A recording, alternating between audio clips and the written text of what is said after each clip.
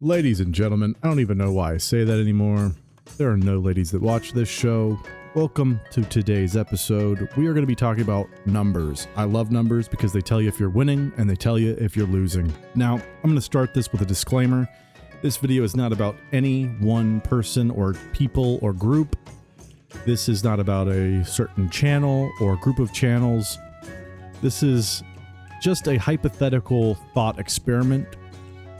And we are not talking about anybody specifically.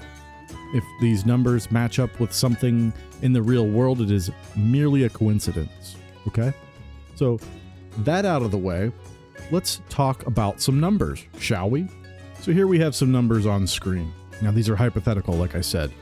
This is the average monthly amount of money produced by a channel, and it's about $100. Now we have another channel, and this channel produces about $800, and that's over a month span, like I said before. So this channel hypothetically makes about $900 a month from YouTube revenue. Now this channel also has a Patreon, and they have about 516 paid members. So I've calculated they make about $1,000 per month. Let's make sure we put YouTube and we put Patreon. So our total is $1,900 a month. That would be about $23,000 a year. So well below the poverty line in any state.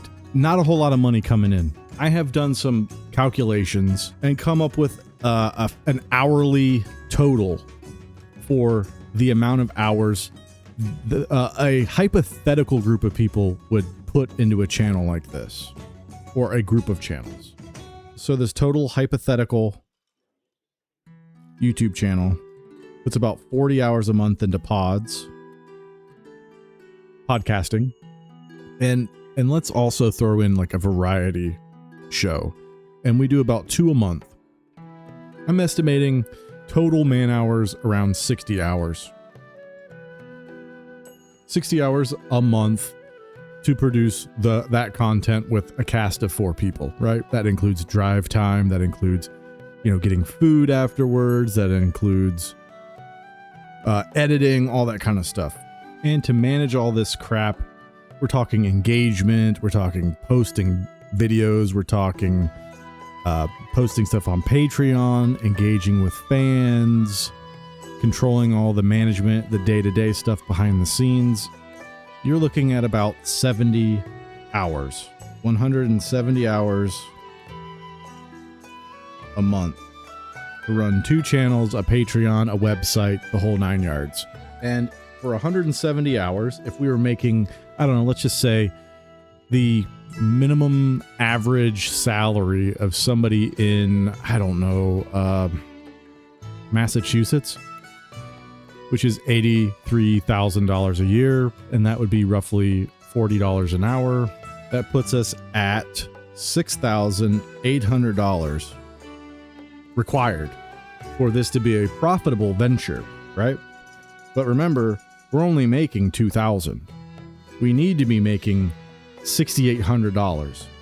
This is our amount of money that will actually allow us to turn a profit. Negative $4,900. That puts us in the red. We should be making $5,000 more than we should. And that's just paying everybody the Massachusetts average. We could be paying more, we could be paying less. My assumption is that the people in these, we'll call them organizations, are not paying their employees. They're kind of working pro bono, and the money is really just going to keep the gears greased. Because I'm not seeing how you could possibly sustain this. And I understand that these people are friends, potentially. They say they are. But that doesn't mean that it doesn't get under your skin when you're not getting compensated for what you do. I think of things as a business perspective. If I'm showing up, I'm doing something with the intention of getting paid, I expect to be paid. But if you're only making $2,000 a month, you can't pay me, then I'm not showing up. It's pretty simple. But what I'm seeing is a kind of a parasocial relationship where if somebody says jump, the other people say how high. And if we run into situations like that, we get into kind of like a cult personality where one member has sway over other people because they have very low self-esteem, getting taken advantage of. And the whole concept of this business venture is for it to go mainstream, right? I mean, why would you put hundreds of hours? Why would you put this much time into 2 YouTube channels, a website, a Patreon, and making movies? I didn't even get into making movies. Why would you put all that time and effort into it if you weren't trying to make that your career? That has to be in everybody's mind. You could say from my perspective, it's like, well, like Chicken, you're making this video and, you know, what do you expect to get from this? I expect to get nothing from this. The only thing I want to get from this is for a few people out there to open their minds to a concept that they might not have thought of. That not all that glitters is gold. And to relieve yourself from this cult of personality that you have been duped by. Because not only has this person duped his friends, I mean, clearly he has. He's good at that. He's a manipulator. He can get his friends to do things for free. And that is very hard to do. I can't even get family to do things for free. When you start working with friends and family, you get a whole different dynamic. And the whole big stinky thing is going to blow up one day. We all will be waiting with bated breath when that happens. It'll be funny. It'll be meme worthy. We will laugh. We will cry. And, you know, the sad part is that it really could have been avoided. And if you just do things for the fun of it, then you don't need to have a paywall. Just like this channel. I don't have a paywall on it. There never will be. I want to help people. Honestly, I do. A lot of people think I'm just a mean, nasty person, but my goal is to help people. Honestly, it is. I want people to come to the realization that you are working so hard for $2,000. It is ridiculous. That's not even minimum wage. Especially if you're splitting it amongst 4 people, roughly with all the cast involved. That's not minimum wage. It is so much time and effort. Imagine if you just put that 170 hours into just being with your friends. What a freaking concept, right? What if you didn't worry about the money? What if you didn't worry about the algorithm? What if you didn't worry about the nasty people on the internet just saying the truth about you? And that's the funny thing, is the internet is starting to turn on this guy. It's funny to watch. But that's 170 hours, and this is all hypothetical. I don't know how many hours they really put into this. This is just what I'm estimating. As a businessman, these are the things I think about. What are you putting into this? I think about when my guys wake up, they get their breakfast. As soon as they get in one of the company trucks, they turn the key. They're on the clock now. I'm paying them. So when they drive to the job site, they get paid. When they work, they get paid. When they take breaks, they get paid. And then when they leave, they get paid until they park the truck and get out, because they are still responsible for company equipment. When they park the truck at their house and get out, then the clock stops. And that's how I pay my people, because it's the right thing to do. There's a lot of companies out there that will pay you from the time you start your day by getting in your car or getting in your truck or whatever. And then as soon as you leave the job site, the last profitable thing of the day, you don't get paid anymore. But that's not cool, because if you have a company vehicle that you have to drive around, yes, you have your gas paid for, but you are still responsible for maintaining that vehicle in terms of driving it, in terms of not putting it into a ditch, not driving it over an embankment or crashing it into a tree. You know, you still have to be responsible. If you were just hopping in your own car, well, shit, then you're done. You're off the clock. I don't care anymore. I'm not going to pay you anymore. But you're driving my truck to your house. I still want you to be responsible. You're still on the clock, right? That's the right thing to do because you are a good steward of my equipment. Make sense? So I think of things as what things cost and the effort it takes to do them.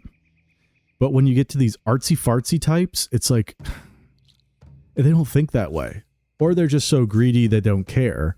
But most of the time they are thinking about, well, it's for the art. It doesn't matter because, we have a decent day job. I can afford to splurge and not make any money on this. But when you do this for 20 years, I mean, let's be real here. Hypothetical people graduated in, what was it, mid 2000s? So it's like 2004, 2005 when they graduated high school. So they were producing videos and doing this stuff in mid 2000. And now we are in the year of our Lord 2026. So 20 plus years of producing content and making nothing. How many thousands of man hours involved? If we were saying, let's just go by the metric we were talking about before. If we did 170 hours a month times 12, that's 2,040 man hours a year. Then we take 2,040 man hours a year times 20 years. That's 40,800 man hours.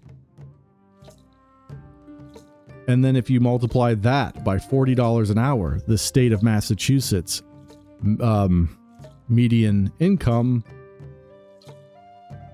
that's $1.6 million. $1.6 million if you were making money every single hour you were on the job. That's a lot of money. That's a lot of time. And I know this is like big dumb picture ideas, but this is how I think. I think of, well, I could pay my guys. I mean, let's just put things in perspective. If I had 170 hours at my company, I can charge about 140 an hour, depending on the job site. And at 170 hours a month, that equals $23,800. Okay? $23,800. So if you were working for me and you worked 140 hours that month, you would make $23,800 if I was paying you 140 an hour. I'm not. You're probably going to make closer to 80. So, and that's if you're a high-end electrician. So if you're doing 140 hours, you're making $11,000. That's for me. That's if you got a skilled trade and you started working for me, you'd make $11,000. Just one person. And you wouldn't have to fuck around. You wouldn't have to fuck around doing all this stupid stuff. Like, God, when you really think of that, about this stuff, I know people hate electricians right now, but like, oh God, it's so simple. It's never been easy to win in this economy because people are so lazy and stupid. So if you work 10% harder than anybody around you, you're gonna cream will rise to the top. So you're wasting all this time for your passion that I don't even think you're that passionate about. You seem extremely upset about everything. You've got this Napoleonic complex, just bitching and moaning and crying. But if you simply just worked a real job, and I know you have a real job, supposedly you work in like IT or something like that, and that's hypothetical. I don't know anything about you. You're not even a real person. I'm not talking about a real person.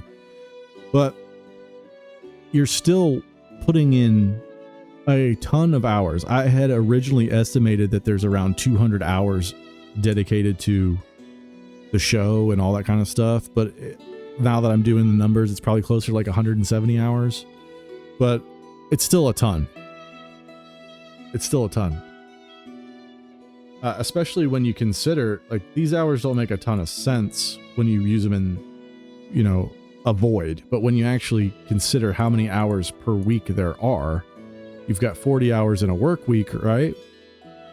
Times 4, and you're at 160 hours. That's a month. That's a normal 40-hour work week times 4.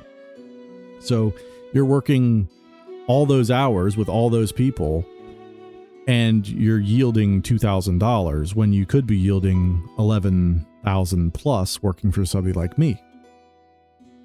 It's kind of staggering.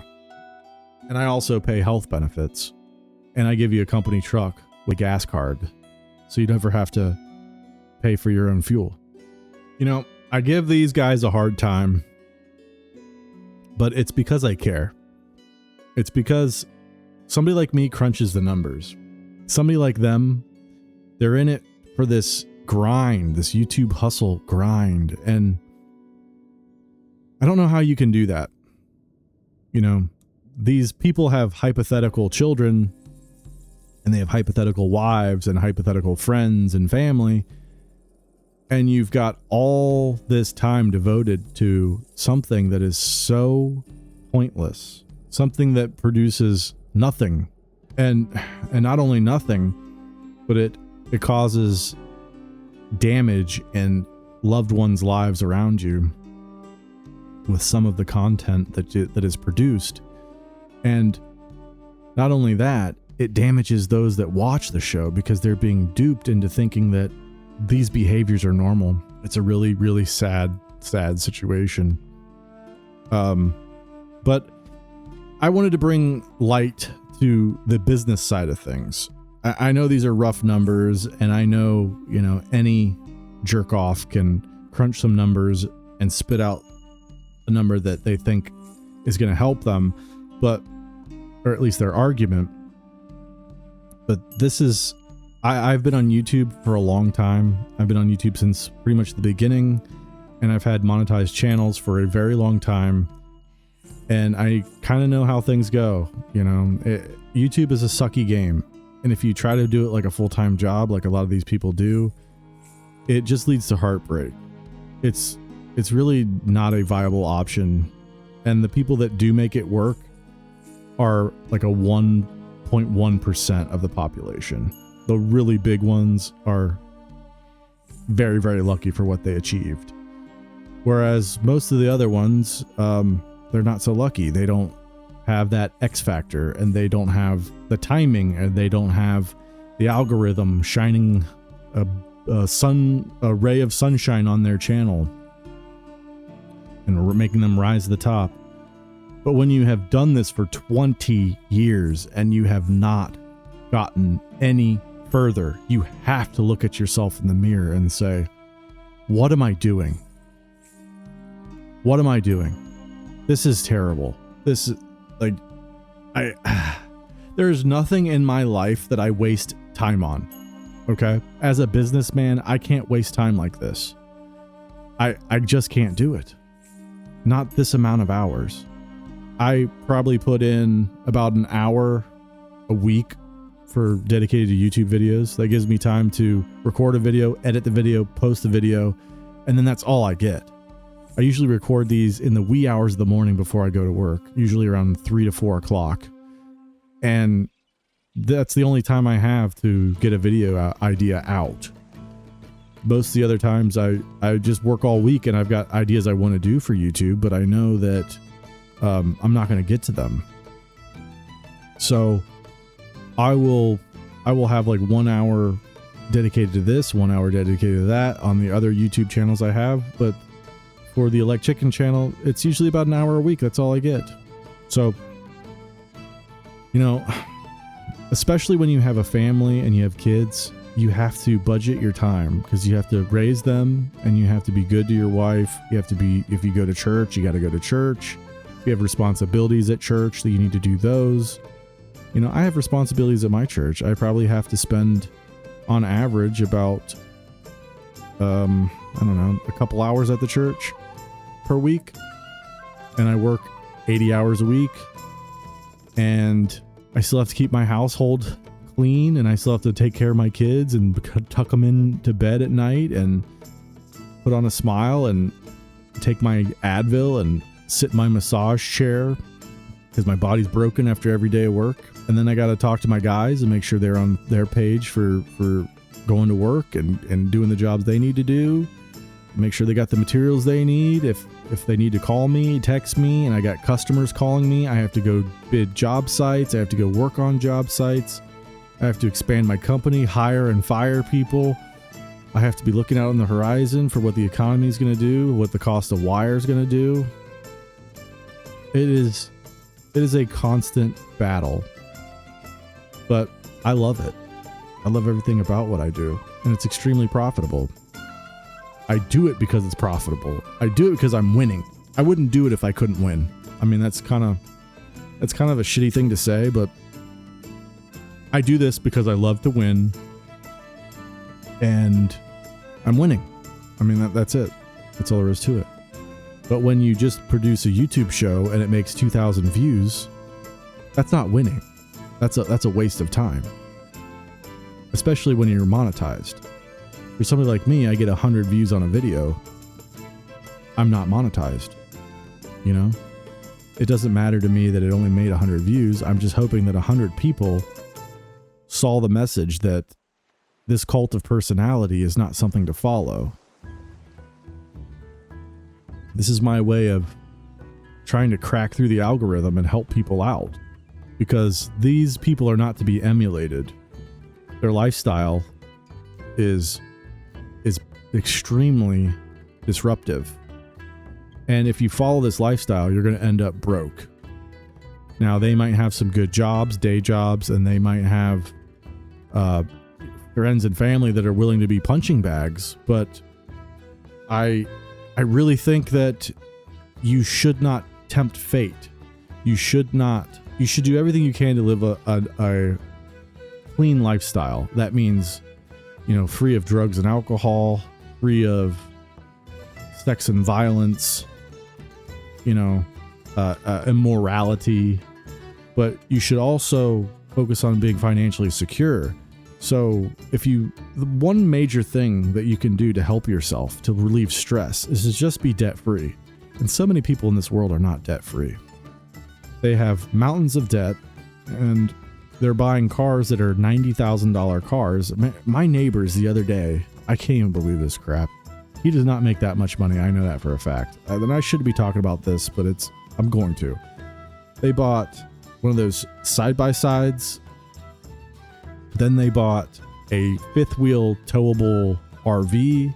Then they bought a Jeep Gladiator truck. Then they bought like a King Ranch, a King Ranch F350. And I'm like, there's no freaking way you've got money to do this. You want to know why? Because I work non-stop and I can't afford that. And I make good money. I mean, I should say I can afford it, but I don't want to afford it, okay? I don't want to buy that stuff because I'm building legacy. I'm building a company for my children to take over when I'm gone, right? I want them to have a leg up that I never had. So I want to give them the advantage, and also my wife, the advantage that they have a nest egg in the company, and not only that, but they will have a nest egg of money and the house paid off and all properties paid off, because that I want to set them up for that. If my entire life is just working to build a nest egg for my family and then I die, it will be a worthwhile existence. Because I gave to my church, I gave to my family, and that's it. I croaked. I can die happy. But when you buy a bunch of useless junk and you try to make other people on the internet buy useless junk by normalizing this behavior, it's sinful. It's messed up. It's not cool. And then when you try to put on this cosplay of morality and Christianity, when just a few years ago you were talking about shoving toes up people's butts, it's pretty gross. And then you're trying to scrub all this stuff off the internet. You're scrubbing all your videos, trying to get this stuff off so that people don't know about your past. When you've been an atheist your whole life and you were an annoying atheist, and then you become a Christian out of nowhere, when your testimony is we were going to a mall and we were like, oh, that's a church, let's walk in there and see how it is. That happens. Okay, I get that. It happens. Some people it just happens that, oh, well, I'm going to become a Christian. But their testimony is not of real breakthrough. Breakthrough means that you were at a terrible point in your life and you were changed to your core. You were reborn. You could say that you were born again. Are we connecting the dots here? And if you're not born again and you have just jumped into the cosplay of going to church, then you're not going to understand what it really means, because it hasn't changed your core. You're still the same person inside, trying to say the right things in front of people that go to your church. That's the point, okay? So I'm starting to ramble a little bit, but I wanted to share a Bible verse with you. Okay, here we go. This is 2 Timothy chapter 4, verses 3 through 5. For the time will come when people will not put up with sound doctrine. Instead, to suit their own desires, they will gather around them a great number of teachers to say what their itching ears want to hear. They will turn their ears away from the truth and turn aside to myths. But you, keep your head in all situations, endure hardship, do the work of an evangelist, discharge all the duties of your ministry. Okay? And what that means to me is there's a lot of people out there that just want to hear what they want to hear. They just want to see what they want to see. To their core, they need to be comfortable. And that can alter the way they interact with people. That can alter the way they behave, even on their own. So it leads to sinful things. It leads to a sinful nature. It leads to a depravity of the soul, because they are exhibiting onto themselves and onto the world a terrible nature. That's why I like when it says, keep your head in all situations, endure hardship, do the work of an evangelist, discharge all duties of your ministry. That means doing what I'm doing right now. That means talking about things that are icky and nasty.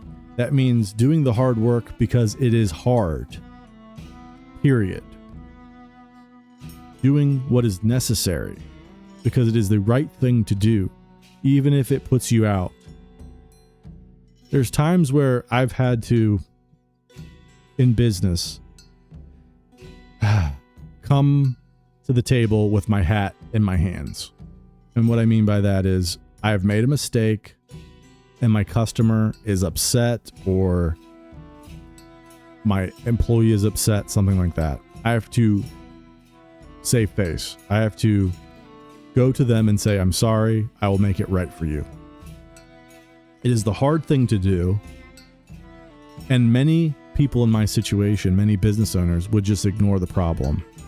And then they end up with negative Google reviews, or they end up with a customer that's never going to, use them again, that type of thing. If you are a man of character, a man of faith, a man of integrity, you do what is hard. And you take your whippings, you take your lashes, you take your content strikes on YouTube, and you just come back for more. Because you know what is right, and the world is sinful, and its nature can ruin you if you let it. But don't let it ruin you, okay? Endure the hardship. Be the good steward. That's all I have for you today. Hope you enjoyed it. Sorry, I got a little religious at the end. I know some people don't like that, but hey, you know what? I'm a religious guy. I'm going to evangelize. And the funny thing is that you never know who you're actually impacting. I heard a story the other day. I'm going to start rambling again, where a minister was evangelizing to a person, and the person did not respond to it. He was a atheist, and he was going through hard times, and he's basically saying, you know, go pound sand, I don't care what you say about your God. Well, the minister was like kind of down in the dumps because that guy didn't want to be a Christian, and he rejected, you know, his words. But the guy beside him that was overhearing the conversation went and became a Christian.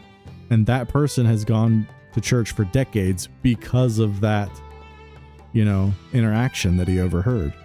So you never know who you're going to impact. And just because you think you're talking to the void doesn't mean it's correct. Just do what's right. It'll rub off. It rubs off on people.